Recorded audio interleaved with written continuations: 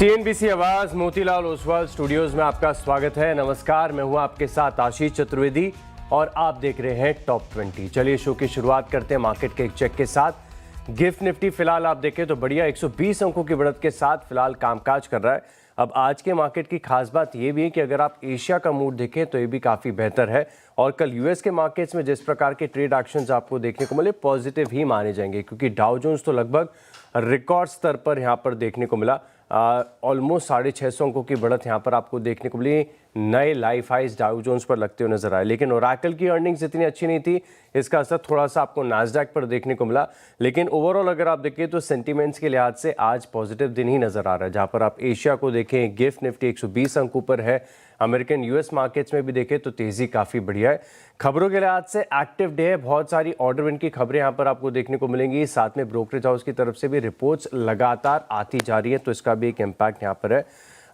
कल की जो क्लोजिंग थी ये भी बेहतर थी। ऑफलोज रिकवरी देखने को मिली। पिछले 2 दिनों से आप देखें तो स्मॉल कैप और मिड कैप यहाँ पर भी ऑफलोज के एक्शन जो आपको नजर आ रहे हैं और काफ़ी सारे सेक्टर्स और पॉकेट्स ऐसे हैं जहाँ पर धीरे धीरे आपको खरीदारी देखने को मिल रही है।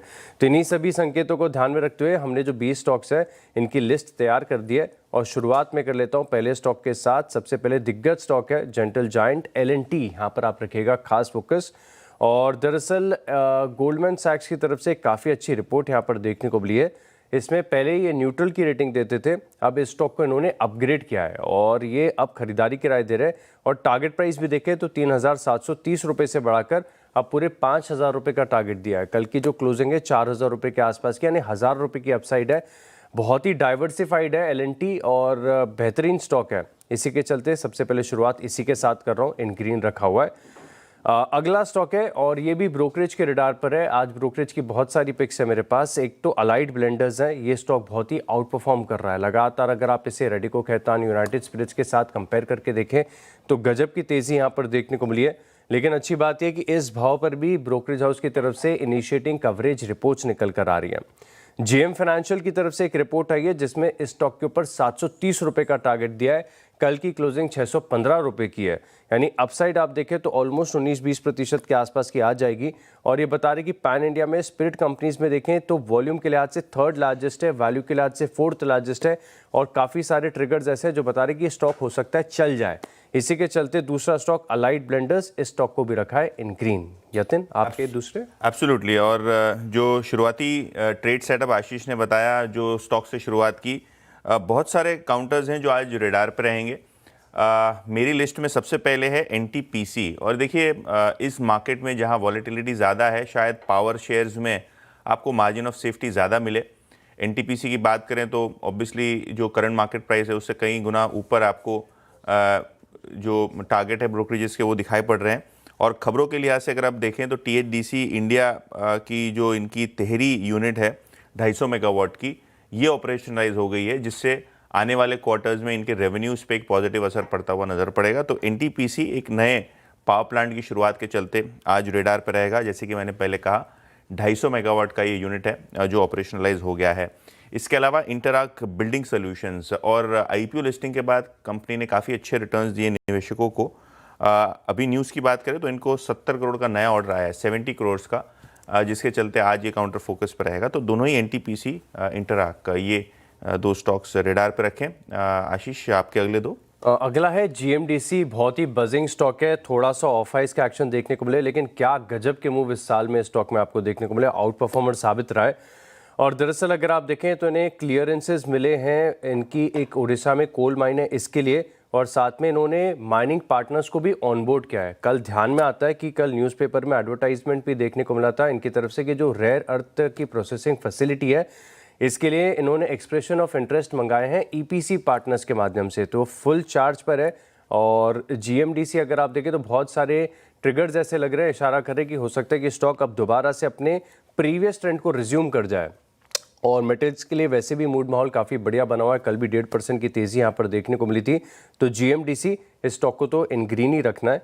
इसके अलावा एक और डाइवर्सिफाइड मेटल और माइनिंग कंपनी है वेदांता, यहाँ पर भी आप रखेगा खास फोकस। अब दरअसल वेदांता जितना डाइवर्सिफाइड मेटल प्लेयर कोई है ही नहीं। देखिए कॉपर ऑल टाइम हाई पर चल रहा है, एल्यूमिनियम में काफ़ी बढ़िया सेंटिमेंट्स देखने को मिल रहे हैं, लेकिन वेदांता के जो दूसरे डाइवर्सिफिकेशन है अब ये भी काफ़ी अच्छा प्ले आउट कर रहे हैं। दरअसल अगर आप देखें तो उन्हें एक माइन के लिए सक्सेसफुल बिडर घोषित कर दिया, जहाँ पर निकल है, क्रोमियम है और प्लैटिनम के जो इक्विवेलेंट प्रोडक्ट्स होते हैं इसका भी ब्लॉक इन्हें मिला है। तो इसका एक फ़ायदा यहाँ पर देखने को मिलेगा और इनका पोर्टफोलियो सबसे ज़्यादा मजबूत है, इससे ज़्यादा डाइवर्सिफाइड मेटल कंपनी कोई है ही नहीं। तो वेदांता इस स्टॉक को भी रखना है इन ग्रीन। बिल्कुल। और यस्टरडे आशीष, मुझे लगता है आपने वो टाटा स्टील भी लिया था मेटल पैक में, अच्छा कर रहा था स्टॉक। आज भी अगर हम देखें तो पॉजिटिव कमेंट्री आ रही है अक्रॉस द बोर्ड मेटल शेयरों को लेके, और आज जीएमडीसी और वेदांता ये दो स्टॉक्स आशीष की लिस्ट में है। लेकिन इंश्योरेंस ये एक सेक्टर रहेगा आज के फोकस लिस्ट में।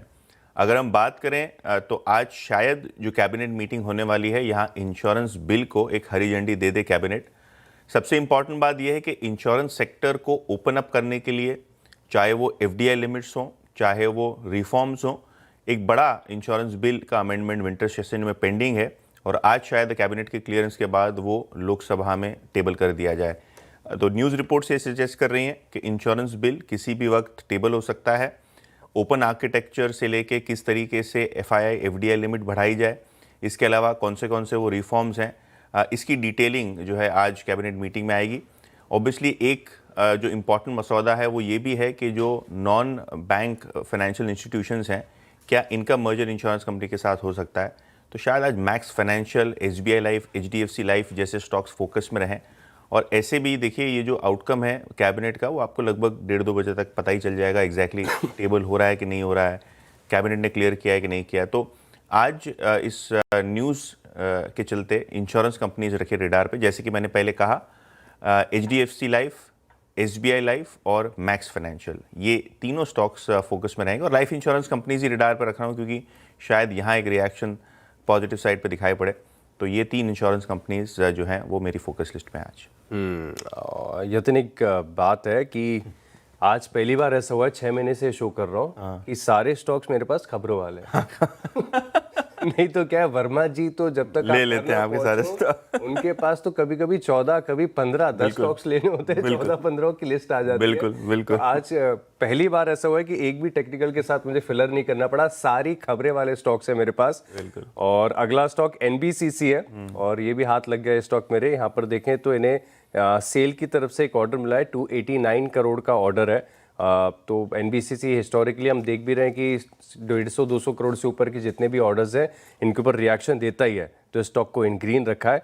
इसके अलावा एस्ट्रा माइक्रो, यहाँ पर भी आप फोकस रख के चलेंगे क्योंकि आईएमडी की तरफ से अगर आप देखें तो इन्हें एक ऑर्डर मिला है और इस ऑर्डर की वैल्यू भी अपने आप में काफ़ी अच्छी है। वैसे भी डिफेंस स्पेस के जो स्टॉक्स हैं अब थोड़े से ऑफलोस की रिकवरी के जो है संकेत दे रहे हैं। 171 करोड़ के आसपास का जो ऑर्डर एस्ट्रा माइक्रो को मिला है, कल ठीक ठाक ही क्लोजिंग हुई थी, 2% के आसपास का मूव देखने को मिला था, 900 रुपये के आसपास से ये स्टॉक है। तो एस्ट्रा माइक्रो इस स्टॉक को भी रखा है इन ग्रीन। एब्सोल्युटली, एक्स्ट्रा माइक्रो ये काउंटर फोकस पर रहेगा। और मेरा आखिरी स्टॉक, एक छठा स्टॉक बचा हुआ है क्योंकि मैंने 5 स्टॉक्स कंप्लीट कर लिए थे, आईडीबीआई बैंक। क्योंकि हम सरकारी मसौदे की बात कर रहे थे तो आईडीबीआई बैंक, इकोनॉमिक टाइम्स की आज फ्रंट पेज रिपोर्ट है कि शायद आईडीबीआई बैंक का जो डाइवेस्टमेंट हो रहा है सरकार और एलआईसी की तरफ से, इसमें जो फ्रंट रनर इमर्ज हुए हैं वो फेयरफैक्स हुआ है। कैनेडियन इन्वेस्टमेंट कंपनी है और अगर हम आईडीबीआई बैंक की बात करें तो यहाँ टेक्निकली ऐसे 2 बड़े नाम हैं, कोटक महिंद्रा बैंक और फेयरफैक्स, जो बोली लगा सकते हैं आईडीबीआई बैंक के मेजॉरिटी हिस्से के लिए। ऑब्वियसली इसके बाद ओपन ऑफर फॉलो होगा, बोर्ड चेंजेस भी होंगे। स्ट्रेटेजिक डाइवेस्टमेंट की डेडलाइन की बात करें तो बताया ये जा रहा है कि दिसंबर एंड तक कुछ ना कुछ बोलियां खुलती हुई नज़र पड़ेंगी। तो आईडीबीआई बैंक इस न्यूज़ रिपोर्ट के चलते कि फेयरफैक्स यहाँ इंटरेस्टेड है और शायद उनको ही आईडीबीआई बैंक का एक मेजॉरिटी हिस्सा मिल जाए, उसके चक्कर में मेरी टीम में इसको शामिल किया है। तो फेयरफैक्स के अलावा और कौन सा नाम है? कोटक महिंद्रा बैंक है। एमिरेट्स एनडी भी आशीष, वो आरबीएल बैंक के अंदर ऑलरेडी इन्होंने मेजॉरिटी हिस्सा खरीद लिया है, तो शायद उनका इतना इंटरेस्ट ना हो अब। लेकिन कोटक और फेयरफैक्स, कोटक की तो मुझे ध्यान है कि थोड़े टाइम पहले भी खबर आई थी। बिल्कुल बिल्कुल। तो आज ईटी की फ्रंट पेज है, शायद फेयरफैक्स फ्रंट रनर इसमें इमर्ज हो रहा है। तो 6 स्टॉक्स मेरे और आशीष के कंप्लीट हो गए। एक छोटा सा ब्रेक के बाद बचे 4 स्टॉक्स।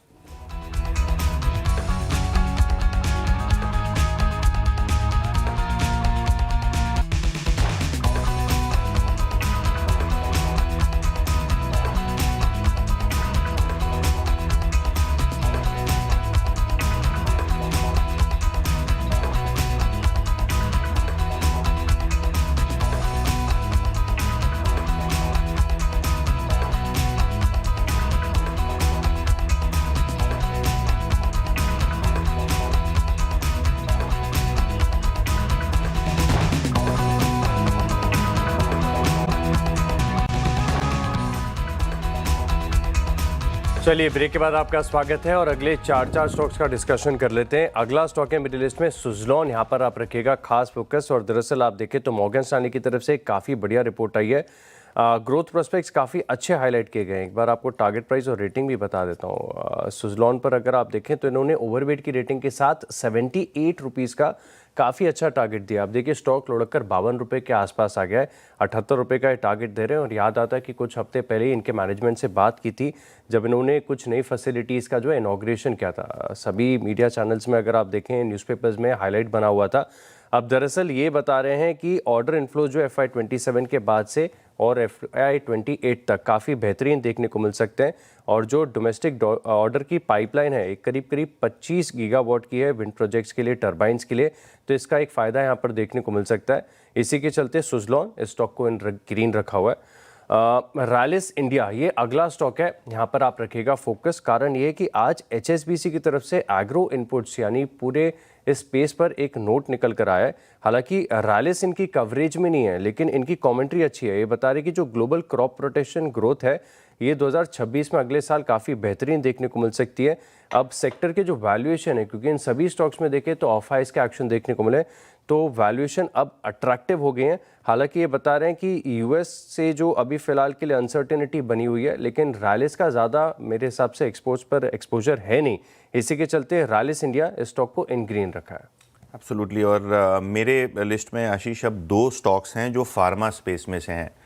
सबसे पहले बात कर रहा हूँ पिरामल फार्मा की, और ये एक स्टॉक है जो मेरे पूरी टीम में रेड में है, क्योंकि इनकी जो यूएस की फैसिलिटी है, जो अमेरिका में फैसिलिटी है, इनको यूएस FDA की तरफ से एक इंस्पेक्शन होता हुआ नज़र पड़ रहा था, जहाँ इनको 4 आपत्तियाँ मिली हैं। और अगर हम बात करें तो 3 से 10 दिसंबर के बीच में ये इंस्पेक्शन हुआ था इनकी यूएस फैसिलिटी में, जिसके बाद फॉर्म 483 इनको मिला।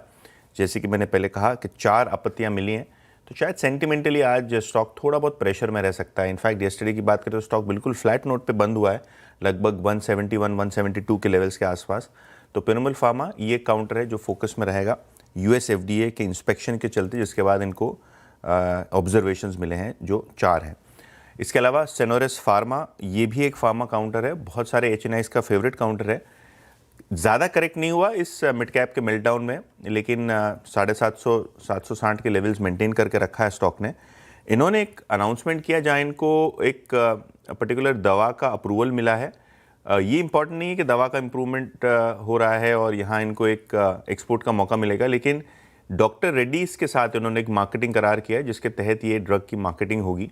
तो जो करार है डॉक्टर रेड्डीज के साथ मार्केटिंग साइट पे, वो काफ़ी डिसेंट लग रहा है, जिसके चलते स्टॉक में एक आपको ऑब्वियसली मोमेंटम आज देखने को मिल सकता है। तो इसी तर्ज पे इस स्टॉक को ग्रीन में लेके चल रहा हूँ आशीष। आखिरी 2 स्टॉक हैं शारदा क्रॉपकेम है, यहाँ पर भी आप फोकस रखिएगा। जैसे रैलिस मैंने आपको बताया, सिमिलर अगर आप देखें तो शारदा क्रॉपकेम में भी एक इम्पैक्ट आपको देखने को मिलेगा। HSBC की तरफ से जो एग्री इनपुट्स पर रिपोर्ट आई है इसका असर है। रिपोर्ट तो देखिए ऑलरेडी मैं बता चुका हूं, लेकिन इसका टेक्निकल भी काफ़ी बेहतरीन लग रहा है। खासतौर पर अगर आप देखें तो स्टॉक अपने हाई से तकरीबन 19-20% की गिरावट आपको फिलहाल के लिए दिखा रहा है। लेकिन अगर उन्हीं हाई से अगर आप एक downward sloping trend line plot करके देखेंगे तो आपको नजर आएगा कि अब ये ट्रेंड लाइन नेगेटिव हो गई, यानी जो डाउनवर्ड मूव है अब खत्म हो गया है। अब यहाँ से लाइकली एक रिवर्सल आपको देखने को मिल सकता है। तो शारदा क्रॉपकेम इसमें एक रिपोर्ट का भी असर है, साथ में टेक्निकल्स का भी पुश देखने को मिल सकता है। 900 रुपये के आसपास से कल बिल्कुल फ्लैट क्लोजिंग देखने को मिली थी। इसी के चलते इस स्टॉक को इन ग्रीन लेके चल रहा हूँ। आखिरी स्टॉक है मेरे लिस्ट में हिंदुस्तान कॉपर, और मेटल और माइनिंग स्पेस की चर्चा हम लगातार करते जा रहे हैं। हिंदुस्तान जिंक हमने दिया था और वहाँ से अगर आप देखें तो स्टॉक में काफ़ी बड़े बेहतरीन मूव देखने को मिले। अब कल भी ओवरनाइट आप देखें तो चांदी में अच्छी तेज़ी देखने को मिली थी। ओवरऑल मेटल्स काफ़ी बढ़िया कर रहे हैं। अब मेटल्स में भी आप देखें तो कॉपर काफ़ी वेल पोजीशन नज़र आता है। खासतौर पर देखें तो चाइना का जो डोमेस्टिक ग्रोथ पर फोकस है, और कुछ रिपोर्ट्स निकल कर ये आ रही हैं कि अगले साल के लिए बड़ा हाईलाइट यहाँ पर हो सकता है कॉपर, क्योंकि यूएस लगातार अक्यूमुलेट करता जा रहा है, स्टॉक पाइलिंग कर रहा है कॉपर की। और चाइना में भी अगर आप देखें तो जो पावर ग्रिड के अपग्रेड्स हो रहे हैं और डेटा सेंटर्स हैं, इसमें डिमांड बहुत ज़्यादा देखने को मिलेगी। जो पूरे दुनिया भर में ईवी का ट्रांजिशन है, इसके चलते भी जो कॉपर की डिमांड है ये बहुत वेल पोजिशनड है। और ग्लोबल जो सप्लाई है इसमें आपको 4.5 लाख टन के आसपास का जो 2026 में एक शॉर्टफॉल देखने को मिल सकता है। तो बहुत वेल पोजिशनड है कॉपर, और कॉपर की तेज़ी को प्ले करने के लिए हिंदुस्तान कॉपर से बेहतरीन कुछ भी नहीं, क्योंकि ये पूरी तरीके से इंटीग्रेटेड है। इनके पास अगर आप देखें तो कॉपर ओर्स के साथ रिफाइनिंग सभी फैसिलिटीज़ मौजूद हैं। इसी के लिए हिंदुस्तान कॉपर इस स्टॉक को रखा है इन ग्रीन। बिल्कुल, और मेटल माइनिंग एक ऐसा सेक्टर है जहां अच्छे खासे ट्रेडिंग के अपॉर्चुनिटीज़ देखने को मिल रही हैं। आखिर के 2 स्टॉक्स हैं जो आज ब्रोकरेजेस के रेडार पे हैं। तो सबसे पहले बात करेंगे थर्मैक्स की। देखिए, स्टॉक बीटन डाउन है, अच्छे वैल्यूएशन पे मिल रहा है, और शायद कोटक सिक्योरिटीज़ को लगता है कि अब खरीदारी के मौके हैं। इनफैक्ट कोटक ने एक काउंटर को अपग्रेड किया है और 3575 के टारगेट्स रखे हैं। करंट मार्केट प्राइस से अगर आप देखें तो शायद आपको 25% की रिटर्न मिल सकती है, ऐसा कोटक का मानना है। और टिपिकली जब कोटक के अपग्रेड्स आते हैं तो स्टॉक में मोमेंटम रहता है। यस्टरडे भी अगर हम स्टॉक की बात करें तो लगभग 1% ऊपर ही बंद हुआ, लगभग डेज हाई पे। तो जो मार्जिन और आने वाले जो नए प्रोजेक्ट्स हैं इसमें जो री रेटिंग होगी उसके चलते कोटक को लगता है कि यहाँ खरीदारी के मौके बन रहे हैं। तो थर्मैक्स एक काउंटर है जो आज ब्रोकरेजेस के रेडार पे है, खास करके कोटक के अपग्रेड के बाद शायद स्टॉक में आपको एक मोमेंटम दिखे। और जो आखिरी स्टॉक है 10वें नंबर का, वो है गोदरेज कंज्यूमर। यहाँ भी अगर आप देखें तो ये ब्रोकरेजेस के रेडार पे है। जेपी मॉर्गन ने यहाँ खरीदारी की टारगेट दी है 1250 रुपये की। और अगर हम सेल्स वॉल्यूम और मार्जिन रिकवरी की बात करें तो जेपी मॉर्गन को लगता है कि शायद गोदरेज कंज्यूमर में आपको एक मार्जिन में अच्छी रिकवरी मिले सेकेंड हाफ में, और वॉल्यूम ग्रोथ भी धीरे धीरे पिकअप हो। Q2 में हमने देखा है कि बहुत सारी FMCG कंपनीज ने कहा था कि जो सेकेंड हाफ है उसमें पिकअप देखने को मिलेगा, क्योंकि Q2 में GST ट्रांजिशन था, इन्वेंट्री एडजस्टमेंट्स थे, डीलरशिप्स भी तैयार नहीं थी GST ट्रांजिशन को लेके। तो शायद FMCG एक ऐसा स्पेस है जो सेकेंड हाफ में अच्छा कर सकता है, और उसी के चलते जेपी मॉर्गन ने यहाँ ओवरवेट यानी खरीदारी की सलाह दी है। तो दोनों ही थर्मैक्स और गोदरेज कंज्यूमर आज ब्रोकरेजेस के रेडार पे। एक छोटा सा ब्रेक लेंगे और ब्रेक के बाद टीम का wrap up.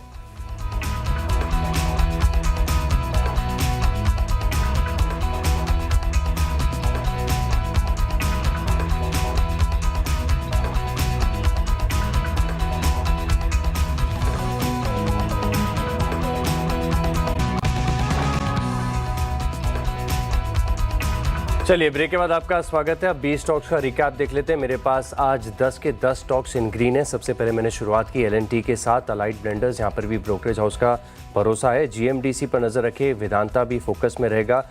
NBCC, extra micro, इन्हें ऑर्डर्स मिले हैं। सुजलॉन पर ब्रोकरेज हाउस की अच्छी रिपोर्ट है। रालिस और शारदा क्रॉपकेम रडार पर रखें। और कॉपर में तेजी का फायदा हिंदुस्तान कॉपर को मिलेगा। बिल्कुल, और मेरी 10 की टीम आपकी स्क्रीन पे सिर्फ एक स्टॉक लाल निशान में है, वो है पिरमल फार्मा। इनकी प्लांट को आपत्तियां मिली यूएस FDA की तरफ से, तो शायद स्टॉक प्रेशर में रह सकता है। लेकिन NTPC, इंटरैक्ट बिल्डिंग और ऑब्वियसली आज इंश्योरेंस स्टॉक्स फोकस में रहेंगे, जैसे कि HDFC life, SBI life, max financial, क्योंकि शायद आज कैबिनेट नए इंश्योरेंस बिल को अप्रूवल दे।